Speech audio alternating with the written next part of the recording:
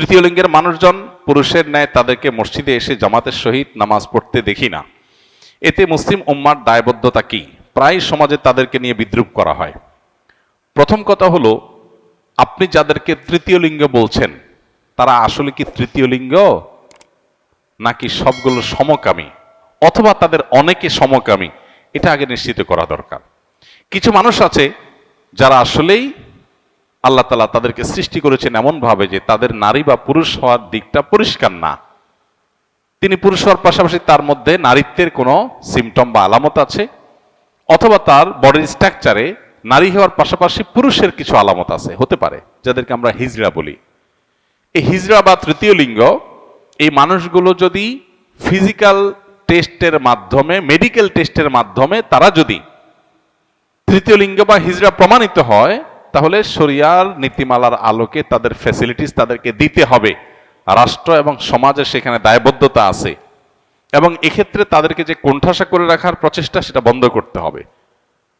এতে কোনো সন্দেহ নাই। একজন মানুষ, তিনি গায়ে গোত্রে পুরুষ, হয়তো নারীত্বের কোনো আলামত তার মধ্যে আছে, তাহলে পুরুষের সমস্ত ফ্যাসিলিটিস তিনি পাবেন। মসজিদে আসবেন, পুরুষের সাথে নামাজ পড়বেন, এবং ট্রিটমেন্ট করে যদি পরিপূর্ণভাবে তার নারীত্বের যে ইস্যুগুলো আছে সেগুলো রিমুভ করে তাকে স্বাভাবিক পুরুষে পরিণত করা যায়, শরীর সেটাকে অ্যালাউ করে। কিন্তু প্রশ্ন হলো, আমাদের সমাজে যাদেরকে আমরা হিজড়া বা তৃতীয় লিঙ্গে বলছি, এদের উল্লেখযোগ্য সংখ্যক মানুষ মূলত হিজড়া বা তৃতীয় লিঙ্গের ভান করেছে। মূলত তাদের মধ্যে অনেক সমকামীরা লুকিয়ে আছে, যেটা আমাদের প্রচলিত আইনে দণ্ডনীয় অপরাধ।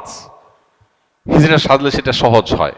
এর আগে আপনারা পত্রপত্রিকা দেখেছেন, বিভিন্নভাবে উদ্যোগ নেওয়া হয়েছে তাদেরকে চাকরি দেওয়ার জন্য। পরবর্তীতে যখন মেডিকেল টেস্ট করা হলো, দেখা গেল একটাও হিজড়া না।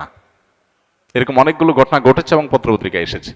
আমি সবাইকে বলছি না, অনেকে আছেন যারা হিজড়া, কিন্তু অনেককে ধরে ধরে হিজড়া বানানো হচ্ছে, অনেকে হিজড়া সাজতেছে। মেয়েদের মধ্যে ঢুকার জন্য হিজড়া সাজতেছে পুরুষ হয়ে, আবার ছেলে হয়ে মেয়েদের মধ্যে ঢুকার জন্য তিনি মহিলা হিজড়া, মহিলা টাইপের হিজড়া সাজতেছেন। তো এই জিনিসগুলো নতুন না, এই জিনিসগুলো অনেক পুরাতন। মেডিকেল টেস্টের এই সিস্টেমটা তুলে দেওয়ার জন্য সরকারের একটা অথরিটি আরেকটা অথরিটিকে চিঠি দিয়েছে এবং চেষ্টা করেছে, এটাও এদেশে ঘটেছে। দুর্ভাগ্যজনক। মেডিকেল টেস্টের মাধ্যমে তারা নিজেদেরকে হিজড়া প্রমাণ করার পর তাদের অধিকারগুলো দিতে সমস্যা কোথায়? কিন্তু না, মেডিকেল টেস্ট করতে দিবে না, কারণ মেডিকেল টেস্ট করলে গোমর ধরা পড়ে যাবে যে সমকামীরা এই লেবাস ধারণ করে অনেক সময় তাদের সমকামিতাকে প্রতিষ্ঠিত করছে, চালাচ্ছে। ঠিক একইভাবে যে সমস্ত মানুষগুলো সমাজে আজকে নিগৃহীত, তারা জুলুমের শিকার, তাদেরকে সমাজ কোনোভাবে অন করছে না, সেই মানুষগুলোর অধিকার আদায় করা দরকার। সেটা নিয়ে আমাদের সোচ্চার হতে হবে, কিন্তু অবশ্যই মেডিকেল টেস্টের মাধ্যমে। আমার ছেলে দীর্ঘদিন থেকে নেশায় আসক্ত, সিগারেট ও গাঁজা সেবন করে। বহু চেষ্টা করেও তাকে নেশা থেকে ফিরিয়ে আনা সম্ভব হচ্ছে না। তাই কি করলে তাকে নেশার থেকে ফিরিয়ে আনা সম্ভব হবে? অনুগ্রহ করে পরামর্শ দিলে উপকৃত হব। কোরআনে আমল জানাবেন। প্রথম কথা হলো যে, সন্তানকে লালন পালন করেছেন উল্টাপাল্টা পদ্ধতিতে। শরিয়াতের যে তরবিয়া, ইসলামী যে তরবিয়া, লালন পালন পদ্ধতি, সেটাকে মেনটেন করেন নাই। এখন সন্তান হয়তো খারাপ মানুষে পালায় পড়ে, খারাপ পরিবেশে পড়ে সে নষ্ট হয়ে গেছে। তো এখন শুধুমাত্র দোয়া দরুদ পড়বেন আর সন্তান ঠিক হয়ে যাবে, ব্যাপারটা সেরকম না। এখন প্রথমত নিজের এই যে কৃতকর্ম, সন্তানকে বিপদগামিতার পথে ঠেলে দিয়েছেন, যেন তওবা করবেন। দ্বিতীয়ত, সন্তানের ইসলাহ এবং সংশোধনের জন্য সন্তানকে বিভিন্নভাবে বোঝাবেন, তার মধ্যে দাওয়াতি কাজ করবেন, পাশাপাশি আল্লাহর কাছে চোখের পানি ফেলে দোয়া করবেন। ইনশাআল্লাহ ত্রিমুখী প্রচেষ্টার মাধ্যমে সন্তানের সংশোধনই সম্ভব। এক্ষেত্রে দোয়ার ক্ষেত্রে আমি বলবো, আপনি দোয়া কবুলের যে সময়গুলো আছে, শুক্রবার আসরের পরের সময়, 5 ওয়াক্ত নামাজের পরের দৈনিক, এবং ভোর রাতে তাহাজ্জুদের সময়, এগুলো দোয়া কবুলের সময়। আরো দোয়া কবুলের বহু সময় আছে। এই সময়গুলোতে সন্তানের নাম ধরে ধরে আল্লাহর কাছে চোখের পানি ফেলে দোয়া করেন। আল্লাহ তাআলা হেদায়েতের মালিক, অসম্ভবকে সম্ভব করার মালিক। পাশাপাশি সন্তানকে সুপথে ফিরে আনার জন্য তাকে তার মতো করে দাওয়া নিবেদন করা, তাকে মোটিভেশন দেওয়া, তার মধ্যে দাওয়াতি কাজ চালানো, এবং তাকে ভালো পরিবেশ দেওয়া, এগুলো আমাদের চালাতে হবে ইনশাআল্লাহ বিদিনিল্লাহ। এর মাধ্যমে হয়তো আপনার সন্তানকে আল্লাহ তাআলা সুপথে ফিরে আনবেন। জাযাকুমুল্লাহ খাইর। কোন এক ব্যক্তি বৈধ মান্নাত করেছেন যে কোন একটি ক্রিয়া সফলভাবে সম্পন্ন হওয়ার উদ্দেশ্যে ঘটনাক্রমে তার সেই উদ্দেশ্য পূর্ণ হতে বেশ সময় লেগে যায়। ফলে মানতকারী ব্যক্তি তার কৃত উক্ত মান্যতটি ভুলে যায়।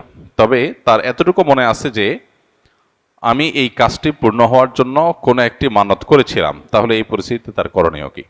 কি মানত করেছেন সেটা তিনি জানেন না, কিন্তু মানত করেছেন এতটুকু মনে আছে।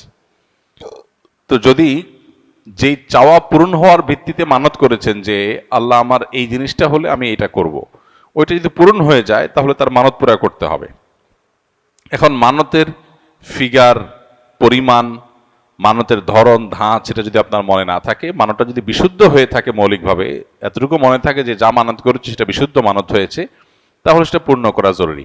সেক্ষেত্রে আপনার প্রবল সম্ভাবনা, প্রবল ধারণা কোনটা হয়, সে মানতটা পূরণ করবেন। আপনার যদি মনে হয় যে আমি 10,000 টাকা গরিব দুঃখীদেরকে দান করব, এরকম নিয়ত করছি বলে মনে হয়, 5,000 টাকা নিয়ত করেছি, তাহলে এমন একটা ফিগার আপনি মানত হিসাবে আদায় করেন, যেটা আদায় করলে আপনার সন্দেহ দূর হয়ে যাবে যে প্রবল ধারণা বা আপনার জোরালো সম্ভাবনা আমি এটা করেছি, সেটা যদি আপনি আঁচ করতে পারেন এবং নির্ধারণ করতে পারেন, তাহলে সেটাকে ঠিক করে আপনি মানত পুরা করবেন। এবং যেহেতু ইবাদতের ইস্যু, সেক্ষেত্রে একটু সন্দেহের ঊর্ধ্বে ওঠার চেষ্টা করবেন। 5,000 কি 10,000 সন্দেহ হচ্ছে, তাহলে 10,000 কি আপনি যদি ধরেন তাহলে এটা সেফ সাইড হয়ে যায় আপনার জন্য, সেভাবে আপনি মানত